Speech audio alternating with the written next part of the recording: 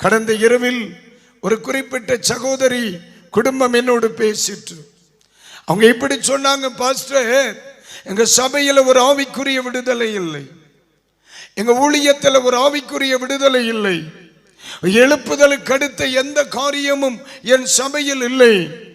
நான் உங்களை பார்த்து விரும்புகிறேன், கேட்க விரும்புகிறேன், நாங்கள் இந்த சபையை விட்டு போய்விடலாமா என்று நாங்கள் நினைக்கிறோம் என்கிற ஒரு கேள்வியை என்னிடத்தில் வைத்தார்கள்.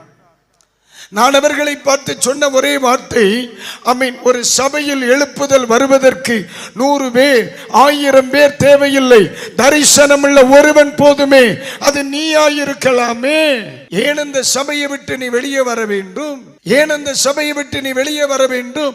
என் சபையில் விடுதலை வேண்டும் என்று நீ விரும்புகிறாயே, உன் முழங்கால் முடங்குமே, ஆனால் உன் ஒருவனை கொண்டு நான் அதை செய்ய முடியுமே என்று ஆவியானவர் உன்னை பார்த்து கேட்க விரும்புகிறார்.